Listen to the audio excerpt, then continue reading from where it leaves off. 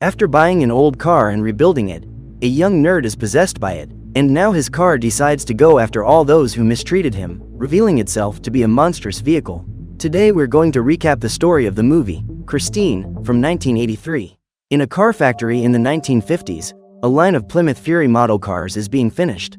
However, one of them is special, a red model, which is being inspected by one of the workers. To his misfortune, while checking the engine, the hood door closes by itself and crushes his hand. While he goes to tend to the wound, another employee inspects the car from the inside and drops ashes from his cigar on the seat. Hours pass and work at the factory comes to an end. Everyone is leaving, but the supervisor notices that the red car has its lights on and goes to check, but finds the body of the employee with the cigar.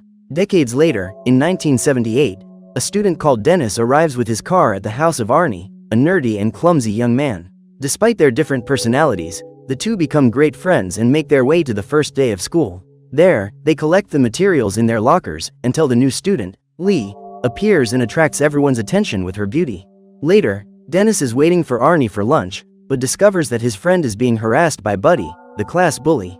When he hears about this, he runs into the school workshop, just as Buddy has taken Arnie's lunch, and threatens him with a knife. Dennis tries to intervene, but the bully throws the lunch on the floor and makes Arnie slip on it. The fall leads to Arnie losing his glasses and, not satisfied with that, Buddy smashes them with his foot. The bully laughs at the whole situation, but Dennis takes advantage of his distraction and disarms him with a blow, followed by a punch right in the face.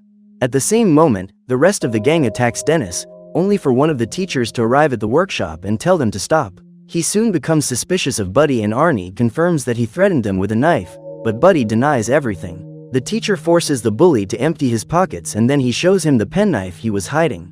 As a result, he and his henchmen are sent to the office.